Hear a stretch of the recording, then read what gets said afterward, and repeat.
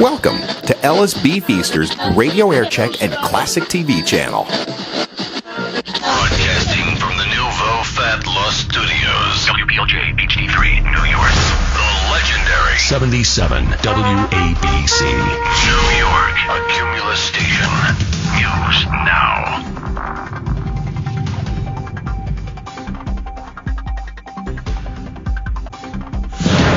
Investigating possible terrorism. I'm Ann Cates. CNN is reporting that surveillance tapes show the same man at the site of a Manhattan explosion and the location of a device a few blocks away. I'm Ann Cates. Can't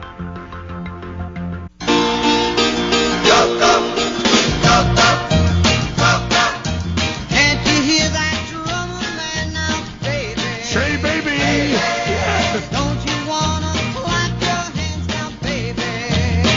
Come on, let's go, go, go. What a groovy show. Come on and rock. Wait a minute, what? Whoa.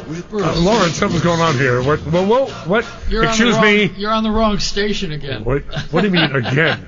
What are you, Joey Reynolds, what are you doing in my studio? No. This is Your studio. WABC, Huh? where you were the king, and now you're the emperor. A visiting emperor. You moved up. Well, listen, so nice to have you. It's so nice to have you. No, And I'm having you. You got it wrong. I've been had for years. I mean, matter of fact, so have you. I So we know, both know this what is that is. true. Joey, first of all, congratulations. Thank you. I am so pleased. Thank you so much for asking for me to come on. A little confusing here. Whose is what and what's is whose. But this is yours.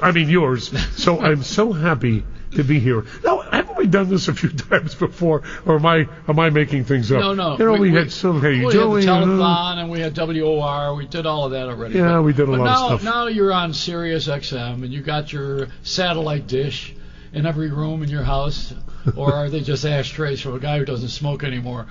But you're a wonderful, wonderful role model, and I always wanted to be you, and I never made it, and I'm PO'd. I mean, I never got to be you. No, I wouldn't say you never made that. That is not true. You're trying to be one of these guys that, well, I never really did. Come on, you're a radio star. There are a few, and I'll be a little wise guy. A few of us around, and you are in that cadre. You are in that club, and I really mean that. If I tell you that, you got to believe it. Well, see, a few years back, I was always a shock guy on the air, and you were always very nice, and everybody always liked you. And with me, I had to have bodyguards because I didn't want anybody to touch me or hurt me. So I stopped being a shock jock, and I wanted to be more like you. And that's what happened. Because you did that you started with the so-called shock rock jock, whatever it is, very early in the thing. Before it was called shock jock, it was just being, what's this guy, what is this nasty stuff, this Joey, what is this, it's crazy? I could never work at ABC because Rick Sklar, who was the program director, would make the sign of the cross, and he was Jewish. He saw me, he backed up. He would never put me on the air there. But how did you come to be the kind of person you are? That's what I would like to know. My parents and the water in Brooklyn, right? Very important. And canned carrots and peas. I'm telling you, and fruit cocktail. The Del Monte fruit cocktail. I was brought up in that.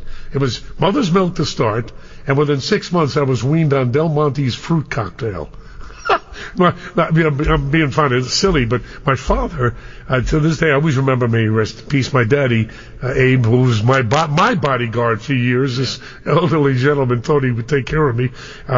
He used to eat this. He loved Del Monte's fruit cocktail. So all my life, until about maybe 6 months ago, I thought fruit came in a can. I had no idea it came in trees or plants. Isn't that awful? Shows you your parents' influence, and that's what it really is. Yeah. My parental influence made me the guy that I was or used to was. Well, I met you in Florida, where we did not have canned fruit. We had a little issue with orange juice at one time with a woman who did not like the gay community, if you recall. That was another controversy. Remember that? No, honestly, I don't. Yeah. Anita, what was her name? Oh, Anita Bryant. Yeah. Oh, her husband was on the air too. We knew him for years. Bob Green, right? But she was a singer. She had a hit song. She had a couple hits. Yeah. Yeah, very ultra conservative lady. Yeah. A long time ago it was controversial to even talk like that. But I know. You don't remember where I met you. I know you don't because I was part of a crowd. You came down to Miami to work at WINZ. So you went from, I think, wins in New York to wins in Miami. Correct. WINS to WINZ. Isn't that right? Mm-hmm. Is that right? And that's my career at INS ended kind of, well, that's in my book. And that wasn't a happy time. That was anyway, go Well, skip back. I met you in Florida, and you were wearing a contradiction suit. You had like green pants and a red jacket. I think you thought you lived in Palm Beach. I did not. Come on, he's fibbing, folks. You were emceeing a show. Okay. And I walked up to you and I met you and I said, wow. And you were very popular, from New York. Everybody loved you. So I said, well, I'm going to be like this guy. But I never made it. And this is the truth. I'm not stroking you. I never made it because I went the other way. I kept getting more controversial and more in trouble.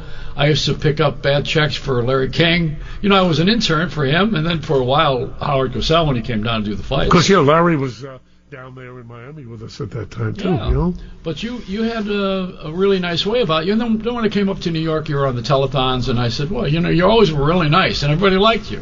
And you always said yes anytime I said you'd do our telethon or talk to us on WOR or any of the television stations we were on. You always were right there.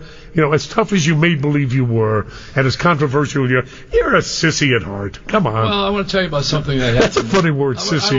I love that word. But Bill O'Reilly had come on the Intrepid because that was the boat that we were on after the 9/11, and he was on the air, and we had a green room with food, and I was eating, and all the personalities were there eating. Then he arrived with a guy who was a food taster, and I thought, wait a minute, I just ate here, I didn't die. Why has he got a guy tasting the food that I just had and I lived?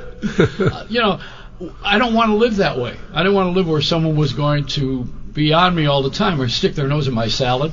And so that's why I asked you. I said, I want to have Bruce Morrow as my first guest because he is the role model for a decent, really good jock. Now, I know you're looking at me like I'm making it up. I'm not. But I wanted to say that on the air publicly. Thank you. That's very nice. And the fact of the matter is, I called you and I said, "Hey, come on." Yes, you did. You did. And I said, "What is it?" First of all, I was very. I felt very good, and I thought it was so kind. But I said, "Well, that's gone a little far," because Joey, as many people as I do. We've both been around. We've talked to and befriended dozens and dozens of very major people in politics and showbiz and education and you name it, in industry. And why did Joey pick me? So why? Why am I here talking to you? I just told you. Well, I'm thrilled. I followed you. I never got in your footsteps, but I tried. Well, you did. But now I'm in a place where people like me. And now you're in trouble. So now I'm in trouble. See, I got to come to your foot, and I have to say to your footstool and say, now, Bruce, how do I handle adulation after being a jerk? How do you handle being like? Come on, Lauren. Look at me over here. How do you handle being liked and loved? It's you can't take the heat. No. Well, I don't want to be just like, I was one day, I don't know if I ever told you this in one of our shows we ever did. They came to me, and we'll leave the party out of it, the political party. Would you like to run? It was a pretty big office. Yeah. And I was, obviously I felt, well, that's very nice and everything. And I even gave it some positive thought, and I talked to my wife about it, talked to Jody about it, and we both decided no. You know why? I don't want to be disliked. I mean, there's enough a few nutcases around. Because, let's face it, everybody doesn't love Brucey or Joey or, however, when you go into politics, you're really asking for it. And I never understood anybody that went into politics. I don't understand it. Well, let me explain to the audience. Stay out of politics, number one. I have, but I want to explain to the audience that you're still hoping Lyndon Johnson wins in the re-election. Well, isn't he too young to be running? No, you're in the 60s right now. Remember, Excuse you're me, in the 60s channel. Okay, all right. That's funny. Now, what of all the things that you have, everybody always asks your favorite record, your favorite artist, all that stuff. I don't think you can be that selective, and it's too broad. There's too many good ones. But how, of all the situations that you were in your life, why did you leave ABC? I have no idea. I don't have, and I'm asking you blindly. It's funny. I just want to go through because I've been, with all the major New York quote stations and out of town. It just sort of, I guess it ended. The ratings changed, the rating structure changed in this market, which is the New York, New Jersey, Connecticut market. Things were happening. They made a deal. This, as I'm talking, I'm sort of reconstructing what happened. This is the truth. they decided this time, the powers upstairs, the brilliant, I can't even say it, I won't say it, decided that they were going to base our salaries starting immediately on the ratings. Oh. Now, how dare they do this? And this is a true story. We were there 13 years making fortunes for ABC and doing very well. You know, that's statistically, historically significant, and you can find this anywhere.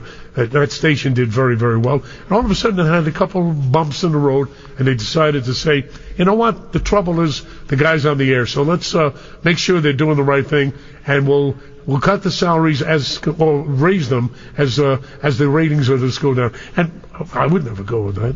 So I went down the street. I mean, I was offended. This, by the way, honestly, this is history. Yeah. And am I angry anymore? No, I don't think so. It was a good thing that happened. Went down the street, went to WNBC, and they were having troubles with Wolfman Jack. That wasn't really working. That wasn't New York. And we met in subterranean restaurants. It had to be very secret because I was still under contract. And, they can slap your hand if they wanted to, pretty bad legally. So I made a deal with them, and 2 weeks later, WNBC was Brucey. Yeah. That's what happened.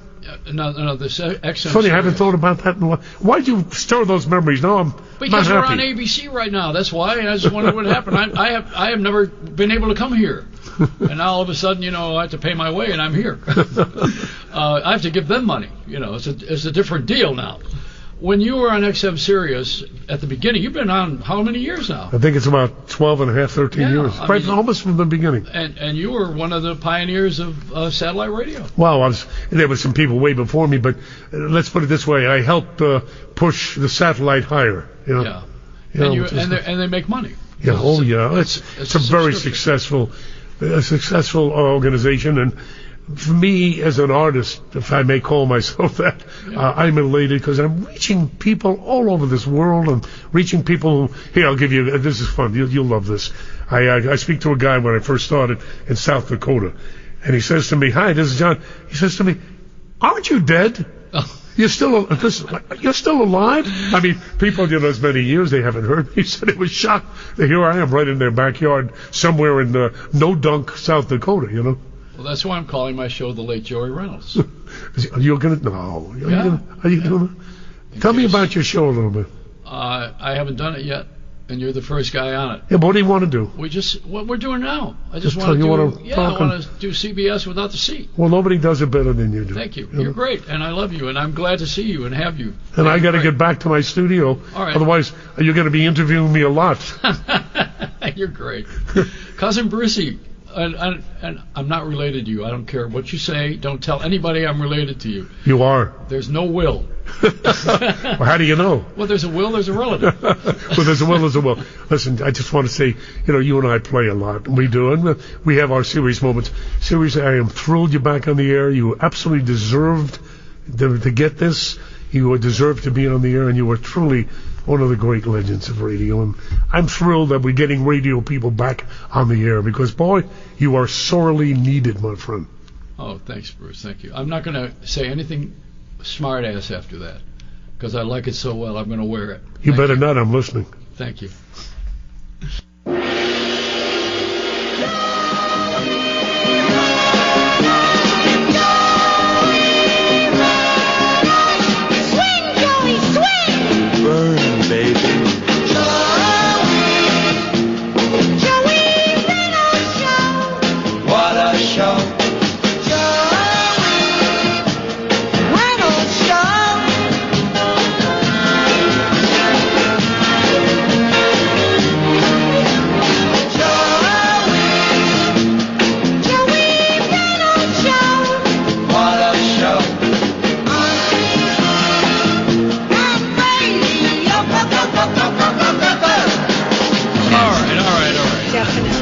Bruce is out of here, and now we can play. Yes. We got Tony Danza just came in. He's going to eat a meatball. No, I'm not going to eat anything, Joey. You got me in a bad mood. You told me 9 o'clock. It's 9:15. You know what I mean? We At kept some you point, waiting, Yeah, you kept me waiting. It's Sunday night. Sunday night. And also, we're supposed to be at the feast. Yeah. We have to be down there. Karen has to get down there to close it out. Hi, Karen. Karen King is here also. Cha-Cha's widow. Hi, Joey. Hi, sweetheart. How are you? Yeah, I got away from the feast, but it's really, really crowded. You take some smoked mozzarella? Yeah. All right. So what do we have here? Tony, what is this tray of food? Is it always from Oliva? Whenever cheese. Whenever you go somewhere, that you are preceded by a tray of food. No, Karen. Let me tell you something, Joey. You see, now that's two. Karen brought that for you. She said, "I'm going to make a nice tray for Joey and bring it down because we're going to be on at 9:00." Right, I did say that, Joey. So we're on. But it's a tray of food from Oliva, the oldest cheese store in America on the corner of Grand and Mulberry. It is a piece of American, Italian, and New York history. And Karen and I, we're like store owners, but really we're curators. because at a time when in New York, a lot of mom and pop stores and the great traditional businesses that made New York the great city that it is are going out of business. But we're keeping Oliva cheese alive. Well, I ran into you at Patsy's last time for the Bobby Rydell birthday party. That's right, Bobby. And Pat Cooper was complaining in the background that Bobby Rydell was so cheap he only had a paperback. He didn't put out a real book. No, he said, if I knew it was a paperback, I wouldn't have showed up. So, but you were hawking Frank, and Frank, we're all friends. So you were saying, Frank, you got to get our cheese. Did he ever order the cheese? No, Sal, you're talking about. Sal, that's Frank's father. Sal, no, Josie's father. Make up your mind. Yeah, make up your mind. Josie's father. Frank may be his grandfather. Who the hell knows? But no, they're really good friends of mine. That was Patsy's. Was the official Italian restaurant of the Tony Danza show. There you go. When I had my show here, my talk show, that was I used to send everybody up there, and Sal, his family, that's another one of those businesses. This is an 80-year-old restaurant. It's been on 56th Street for 80 years. The grandfather, the father, the son, and now his son is going to take over. So that's and it's one of the few places where the owner is a chef. That's right. Very true. Yep. Italian restaurant with an Italian chef. Very rare. Yeah. And usually there's a gun behind the sink. No, just a joke. Come on, you got to hit us with a stereotype. No, that's the trouble. That's the trouble. Now I brought. See, now he's going the other way. No, wait. See him? No. 1 minute he's doing it. Now he's going to get mad about it. I brought it up for a reason. Because I'm Italian, and everybody knows that and I have had a lot of history with the family that does good things. But we're not known for the good things. They always remember all the things that we did that were, that's true. There's a bit of truth to that. But having said that, I'm from Buffalo. Why can't I be from normal parents? but on the larger issue about Italians being pegged with the bad stuff as opposed to some of the good stuff, I think more and more that's changing. I think there was a time, we're here to talk about Cha-Cha a little bit, Karen's husband and my fight manager and my dear friend, like a brother, and better than a brother. And mine too. He was on the show every week. Better than a brother. But he was the one who used to say that there was some I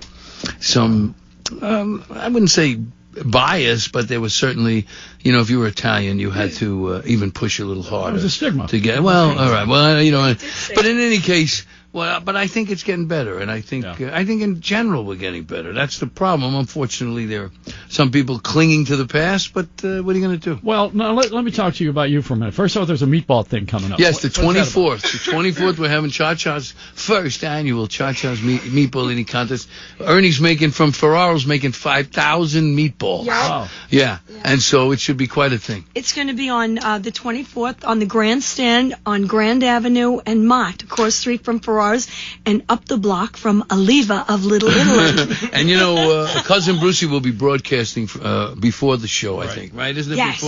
Before the contest? So there'll be a big. It's going to be great. I think By the way, there's going to be a lot of people there. The feast has been such a blast. I want you to know something. You've gone to the feast. I know you've gone to the feast, but you've never seen this. The genesis of it. So this feast starts at 11:30 on Thursday morning, and it goes till the 25th, straight through. They don't stop eating sausages and brajol and broccoli rabe. You can't believe it. And mozzarella sticks. But you have to get there Monday morning before the Thursday. Every single person, every single store, every single stand is building a stand in the street all together. They're fighting over inches. Hey, that's 2 inches on my two. I mean, it is. If you had time-lapse photography, it would be amazing.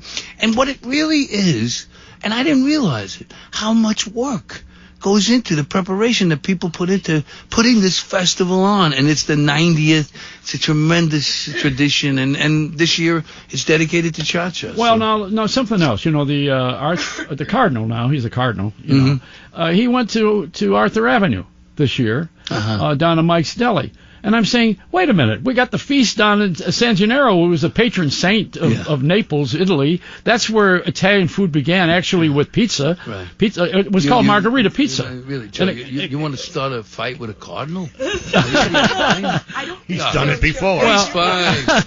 Well, I'm only a pawn. But, there's something that we should say. Cha-Cha went to Italy, and the Pope showed up to dedicate the San Gennaro. Right. He went with Monsignor Siccarno, right? Yes. Who has St. Patrick's Church, the oldest church in Little Italy. That's it. And so he got on the airplane, and the plane, because it was late, he was a day late, I think, on that thing, right? Cha-Cha. No, he flew. Well, I don't know, but the great story is on the way back. Oh, the plane, the door opened. There's a terrible turbulence, and the Monsignор's sitting in front of Cha-Cha, and it's really scary.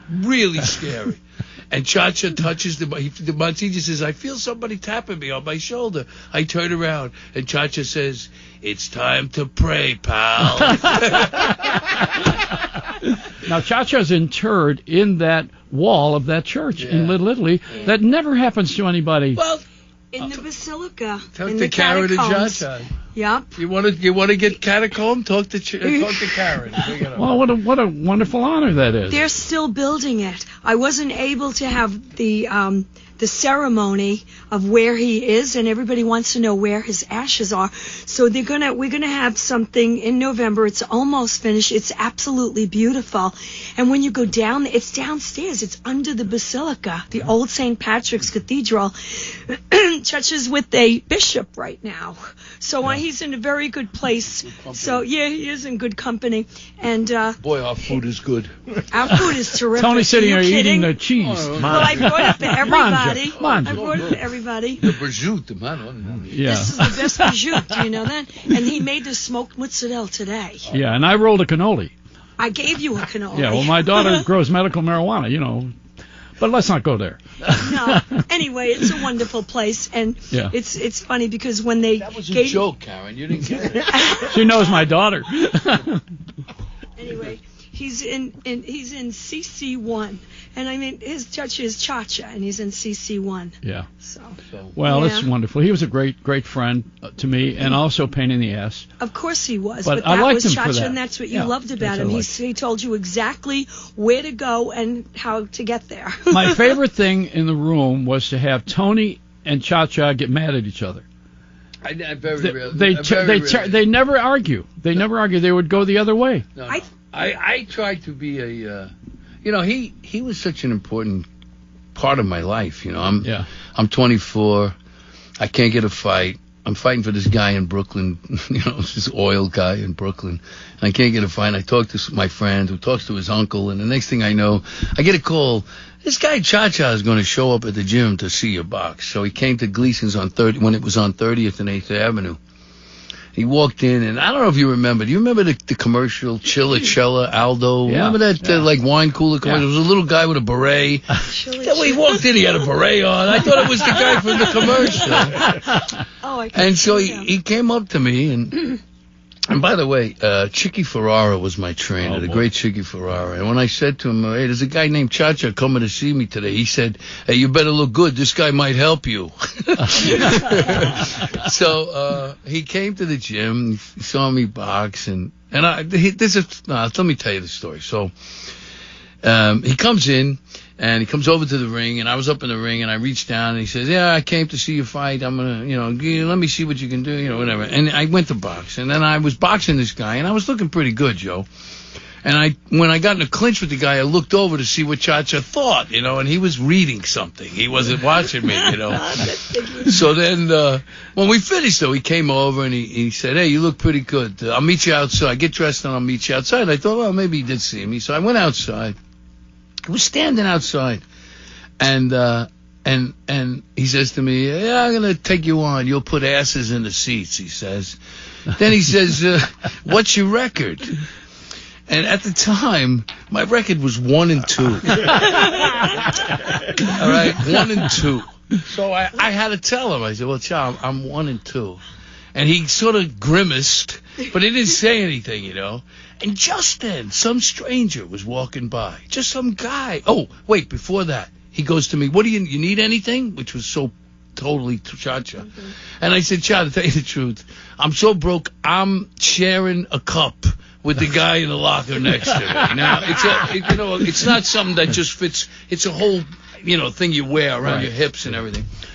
So he said, well, we can't have that there. He used to always add a there to the end of the line. And he reached in his pocket and pulled out what looked like a giant wad of money, but on closer inspection, it was just business cards and a couple of dollars wrapped around it, with a rubber band. And he took it out, and I watched him, and I think he had about $140. And he says to me, how much is it? And I says, it's $80. And he grimaced a little, and then he grabbed the $80 and he gave it to me. Wow. And he put the money back in his pocket. He said, that's all right. You'll put asses in the seats. He said that again. And just then, a stranger's walking by. And he stops the guy. He stops the guy and says to the guy, hey, you see this kid? He's 1-2. He's a fighter. He's 1-2. He says, you heard a guy's 35-0? He's 1-2. He says, and I just gave him $80. And the guy's, you don't know what that is. He's like, what? And I walk into? And he just keeps walking. He finally keeps walking. And Cha-Cha yells to him after the guy gets about, 30 feet away. He says, you know why I gave him the money? Because he's going to be champion of the world. That's great. I love that. Now, Tony, your dancing is really was in the ring to begin with. Yeah. Well, I was a plodder. I really wasn't much of a dancer in the ring, but since, I'm a tap dancer, and I'm not bad for a white guy. You're great, and the Tony almost got a Tony last year. Well, no, I didn't. It wasn't that close. It wasn't that close. Play, but it was a great show. It really was a great show. Do you miss doing a regular show every day, like for 8 of them a week? That's a big job. No, I loved it. I mean, one of the things that that kind of rigorous schedule puts you on is it just makes you so disciplined. Yeah. You have to be so disciplined to sing every night, to be there every night.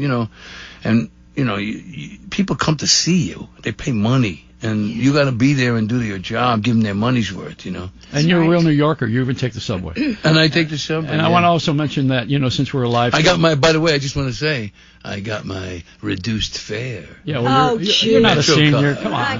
What do you mean I'm not a senior? Are you? Oh, I want to see my... Yes, look at it. What is that, Joe? You did get that. You got your senior discount. And also... That's right, $1.35. What a deal. Yeah. And now you go to Dwayne Reed. Yeah, you do that too, right, yeah. All right, now listen to this. We're the only live show on the air right now on radio. Can you imagine that? I mean, because everybody else is selling their time and not doing anything live. Mm-hmm. So, we got to talk about the bomb that was in the trash can in Chelsea yesterday. Nobody's talking about it except the news stations. WINS and CBS are going to do it because they got life on a loop. Well, but so we're here live, and this is our city. And everything got restored to order. Now you notice when you came in the building tonight, there were like there's heavy artillery outside. I couldn't even get here. It took me. No, we you gotta mobilize. What worries me is that we Mulberry Street was so jammed with people that if anything like that, even a small explosion would have caused a stampede, and I don't know how many people would have gotten. Right. Times Square it would have been Times Square as well. If you were looking to do damage. So why do it on 23rd Street? It scares me to think about it because maybe, they're looking to see how the police react. Well, you know, He's just my said it was friend, a test. a friend named Vincent Willan, whose daughter is also a recording artist. He's in Fort Myers. He's the Gulfstream jet guy, and he has sent me a note today of the new trash cans that are bomb-proof that they're going to put around now. Really? The company just That's sent a me that good today. idea. Wow, that is That's a good idea. But It's- see it's- what we're doing. Everything we're doing is in it's fear. a scary thing. Yeah, you know, but- I mean, we're living in fear. False But evidence no, assumed no, real. Joey, we're not living in fear. I'm not. I came down here won't. tonight. I didn't give. I don't care. I mean, you know, I worry. My daughter's in the city, Yeah. so I worry. She lives downtown. I worry about that. But you know, I don't know how you. You know, one time I was sitting at the bar. You remember? You know that the London Hotel on 54th Street used to be the Regal Royal. All right. And I used to stay there a lot, and I used to hang out in the bar. I was hanging out in the bar one day, and a guy came in. He sat next to me, you know, and we start talking. He's from Tel Aviv. And it was when the buses were getting bombed every day. Remember the buses were getting bombed? Yeah. I said to him, how do you live with that? That was before 9/11, by the way, so we really hadn't had any experience with it. So I said, how do you live with that? And he said to me, well, there's a certain amount of risk in everybody's life. He said, did you worry about your safety when you got in the cab and got over here? I said, no, I didn't even think about it. I didn't even put on my seatbelt. By the way, do it. Remember, Bob Simon died on the West Side Highway. That's right. Here's a guy who was Yes. held by rebels in Lebanon. They had guns to his head. He dies because he doesn't have his seatbelt on. And speaking of that, I think I'm going to get killed by a bike in New York. I mean, we got That's more. true. Wait a minute, but that's something you just have to adapt to. It's just something else you have to look out for. I mean, don't get me wrong. There were times I forget too, and I almost get it. But it's just I was in Amsterdam, and I almost got killed by bikes. And they expect you to know there. Here, at least they know this guy doesn't know where he is. Well, you know, the bike traffic here. We have a lane for buses. You got a lane for bikes. We have no lane now. I mean, there's nothing. But you know what, Joey? How about this? How about somebody steps up to the plate and does what Bloomberg and de Blasio have both said, and have congestion pricing. You charge people who want to drive private cars in the city a certain amount of money, maybe it's $8 or whatever, and that money goes to fixing our roads, fixing our bridges. Now Ralph over here, who is our engineer, he lives in Staten Island. $14 to go to Staten Island. That's a lot of money. You better to get over you better there. get a show with that. It takes them an hour and a half to get here, I mean, too. it's Yeah. 18. Hey, look. IMAX is cheaper than going to Verrazano. That's a whole other issue as far as people that don't have easy access to mass transit. But what I'm talking about is a city that's paralyzed. Try getting here. Try getting here without an event. It's just impossible to get anywhere in the city. Crosstown is impossible, and it makes us. And you know, yesterday I was in a cab. There was a woman on a phone. She's in a Mercedes. She's on a phone. Not that Mercedes means anything, but she was on a phone, talking on the phone, and beeping at this cab driver like she was nuts. And you go, hey, lady, you know, this guy's trying to make a living. What are you on the phone going into something? I don't get it. All right, now Mike Cave, who is the sponsor of the show, you know, he's a Yes. great guy. Yeah, I met him outside. All right. His wife's pregnant. Well, yeah, Is she? and Yeah. she's out there I now. didn't You know know, I thought she was just eating too many cannolis. No. But you know, That's Mike, the real thing. Mike is a great guy, and he has the Pink Tie organization, which Karen went to the fundraiser. It's for cancer, and he's going to change the name of it to I think it's going to be called Tie In, because the pink tie is for men, you know. And so, Tony, would you sign one? Sure. I know I'm getting you on the spot with it, but you know, the pink tie is As long as I don't have to wear it. no. But Got to you get know, the cannoli stain Yeah, off she of there look first. good on I'm you. just kidding. Mike, come on in here. Mike, come on and say you guys already met, haven't you? Yeah, You we met Mike. outside, So yes. Mike is a give back guy. He's got a title company, First Equity, in Long Island, and also he started this pink tie. And now we're going to have the official signing. Oh, I got gotta. some video. You know, by the way, I went to Catholic school, so I have good penmanship. Yeah. So I want you You to also, know. you also have brain damage from the nuns hitting you with the ruler. No, I do have a little of that. I You're had Sister Mary Butch. right. Oh, man. I want to make it like right where we would be. Okay, here Yeah, we you go. want it to be seen. Yeah, all right. So Tony is signing the pink tie now, in case you wonder. You can narrate Hey, this. there's a fish. Look at that, suitable for framing. All right, so he's going to frame it, and then we're going to auction it off. Mike, get near a mic for a minute. Come on, say hello. Mike. How's everyone doing? Good. So you got Tony. Tony's got the pink tie. Tell him what you're going to do with that now. Get Basically, near a microphone. You got to get real close. Okay.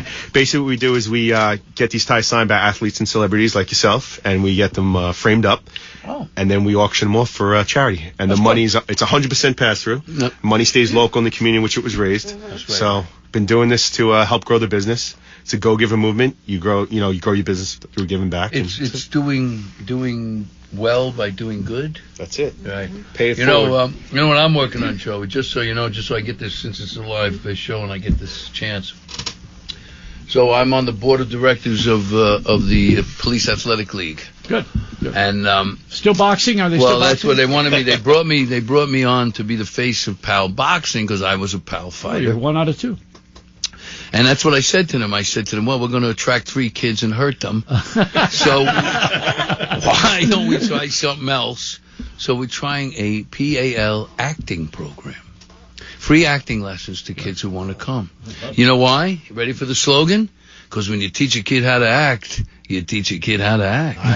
That's great. That's And good. so, you think about it, kid. You have to listen. You have to speak clearly. You have to be present. You have to look people in the eye. Let your guard down. Be part of something. That's all stuff that you need in life. Yeah, I agree. I started my broadcast career in the Boys Club of Buffalo. There you go. So that's what I did. It's So the only way you get girls. Well, that's true. Well, we did a pilot program up in Harlem that HBO put the money up for.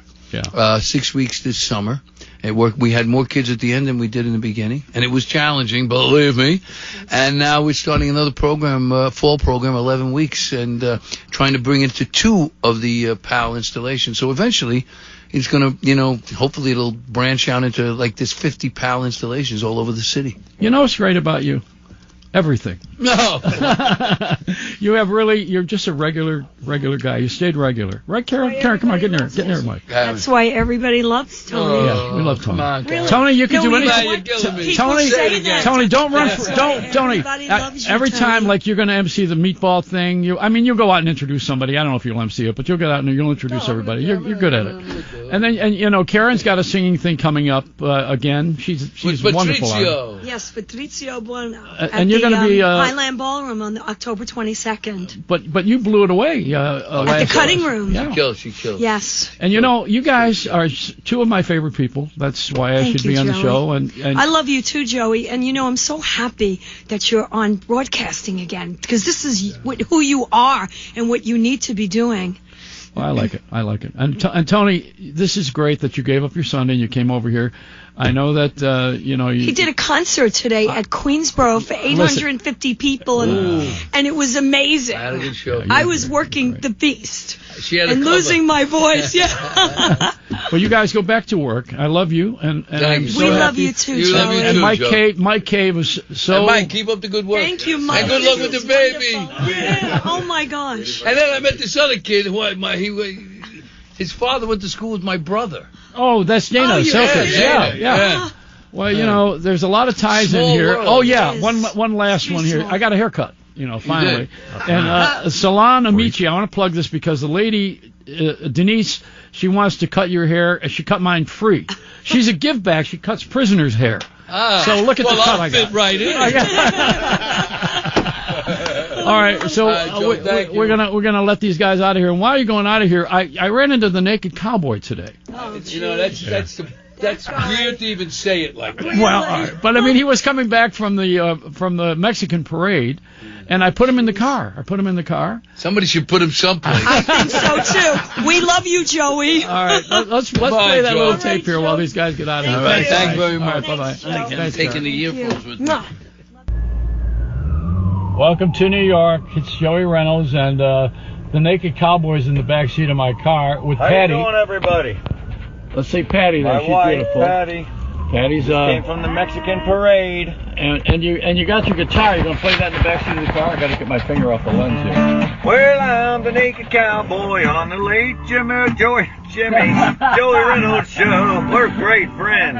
Got all the latest personalities. People like me, You're great. So where do we go to Naked Cowboy on .com? What is it? Again? NakedCowboy.com. That's it? Well, I'm on Facebook, of course. Okay.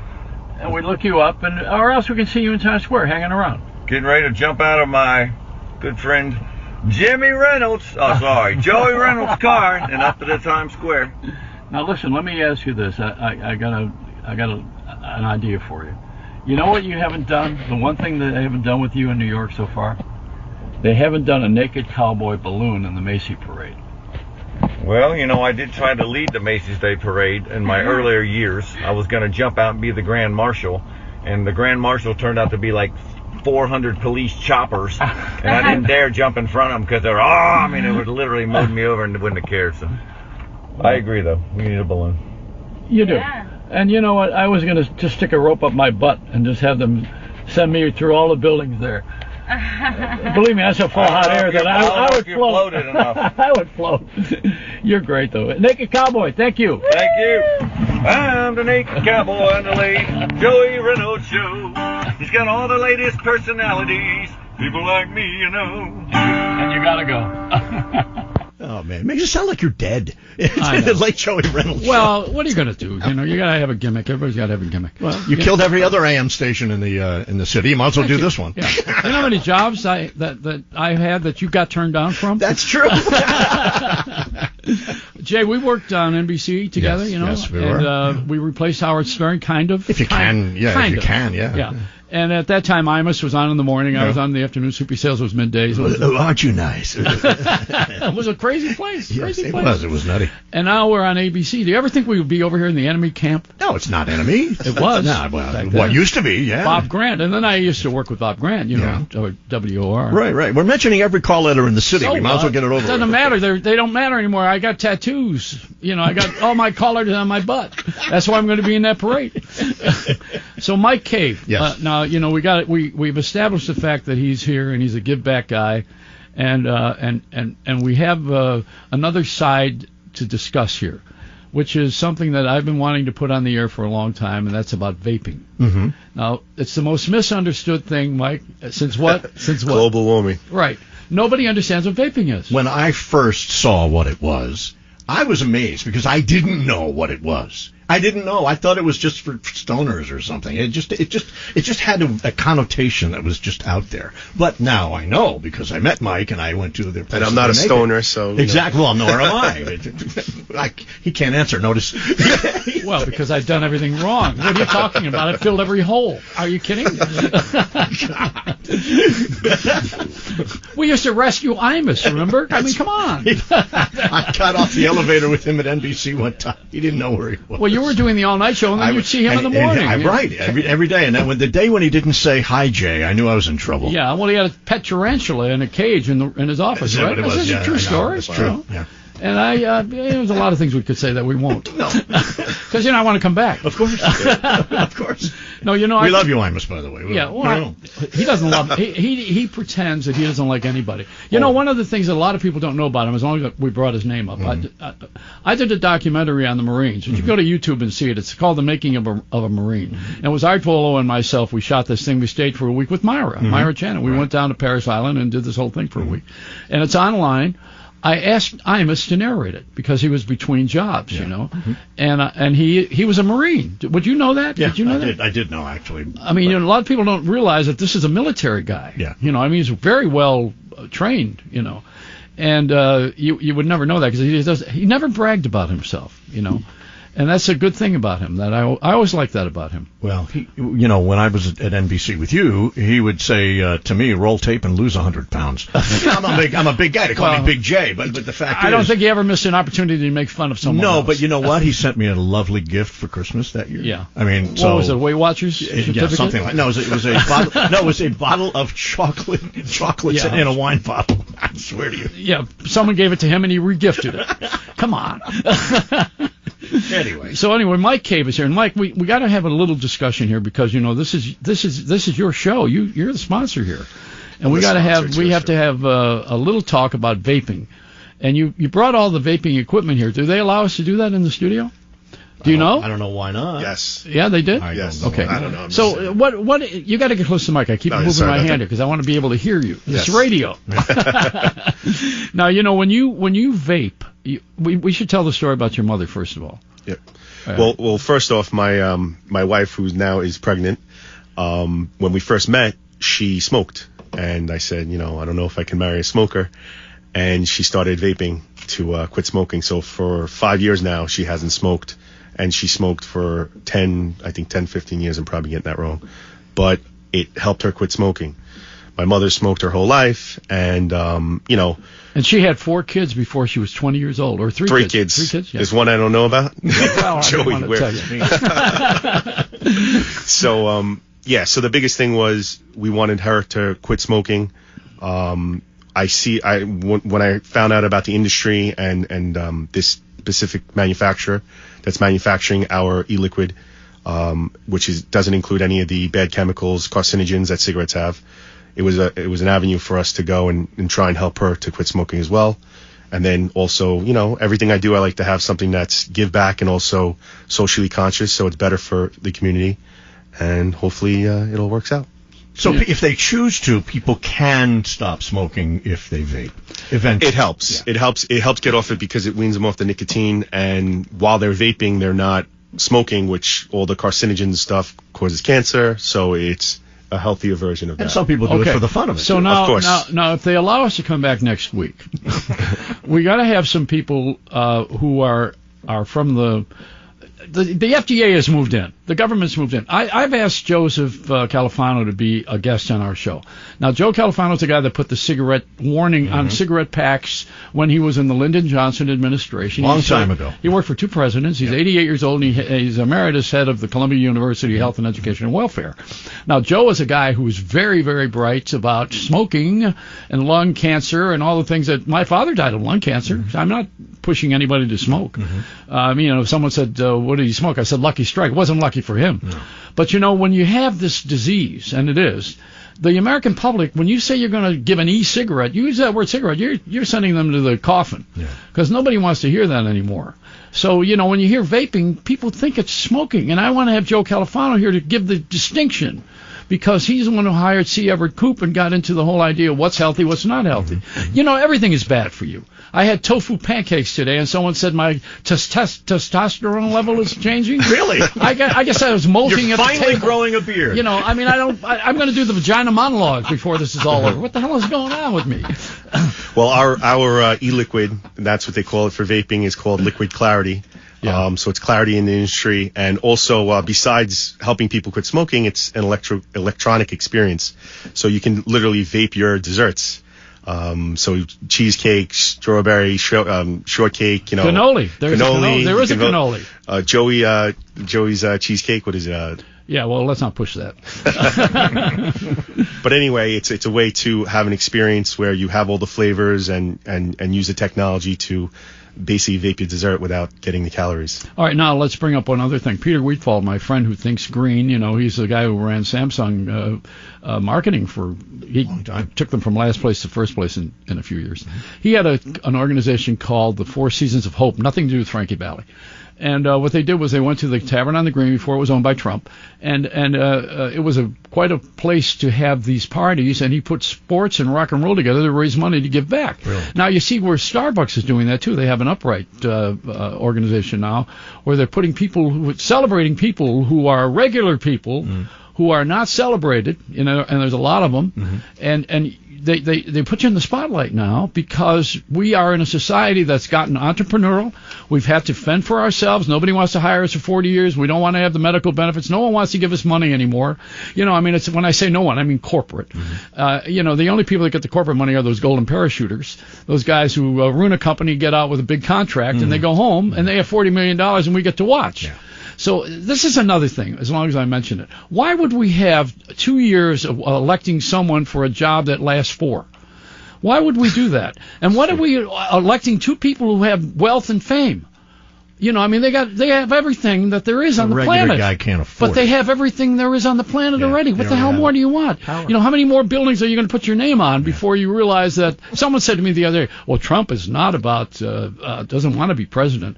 I said, Dad, that's why his name's on every building in the world. Get out of here. He doesn't want to be president. It's power and wealth. We become a greedy nation. It's all about money. Everything has a toll. Everything. But guys like Mike, he wants to do the same thing. He wants to make a fortune, but he wants to share it. Is that right? I don't want to speak for you. No, absolutely. If I can give away as much money as Bill Gates and be happy and comfortable in my life, that would be a dream.